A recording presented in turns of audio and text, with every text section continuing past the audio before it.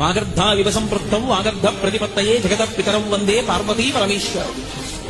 అందరూ శివుడికి చెందిన వారే. అందుకే మీరు జాగ్రత్తగా గమనించండి, భూత ప్రేత పిశాచాతులు ఉంటాయి, వాటికి కూడా తండ్రి ఎవరు అంటే శంకరుడే.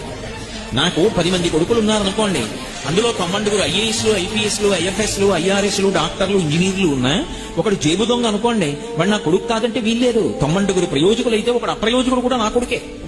ఎందుకంటే వాడిని కన్నవాణ్ణి నేను. ఈ లోకంలో భూతములు, ప్రేతములు, పిశాచములు ఉన్నాయి అంటే వాటిని కన్నవాడు కూడా ఎవడో ఉండాలి. ఆయన పరమశివుడు తప్ప వేరొకడు ఎలా అవుతాడు? అందుకే ఈ సమస్తమైన భూతగణములకు కూడా తండ్రి ఎవరు అంటే శంకరుడే. అవి కూడా ఎవరి మాట వింటాయి అంటే తండ్రి మాట వింటాయి. కాబట్టి ఆయనతో అనుబంధము లేని వారు ఎవరున్నారు? ఎవరు ఉండరు. అందుకే శంకరాచార్యుల వారు కాశీ పట్టణానికి వెడితే అన్నపూర్ణమ్మ దగ్గరికి వెళ్లి మాతాచ పార్వతీదేవి పితాదేవో మహేశ్వర బాంధవా శివభక్తాశ్చ స్వదేశో భువనత్రయం అన్నారు. మా అమ్మ పార్వతీదేవి, మా నాన్నగారు పరమశివుడు. భక్తులందరూ శివ అని నేను అన్నప్పుడు విష్ణువు కాదు అని మీరు అర్థం చేసుకోకూడదు. శివుడికి విష్ణువుకి మధ్య భేదం ఎప్పుడూ చూడరాదు. అందుకే సంధ్యావందనం చేసినా సరే మొట్టమొదట అడిగేది ఏమిటి అడుగుతామంటే శివస్య హృదయం విష్ణు విష్ణోశ్చ హృదయం శివ.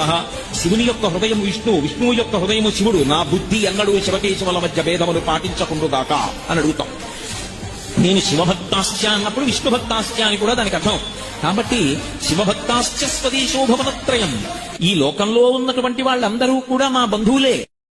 వాగర్ధావివ సంపృక్తం వాగర్ధ ప్రతిపత్తయే జగత పితరం వందే పార్వతీ పరమేశ్వరం. అందరూ శివుడికి చెందిన వారే. అందుకే మీరు జాగ్రత్తగా గమనించండి, భూత ప్రేత పిశాచాతులు ఉంటాయి, వాటికి కూడా తండ్రి ఎవరు అంటే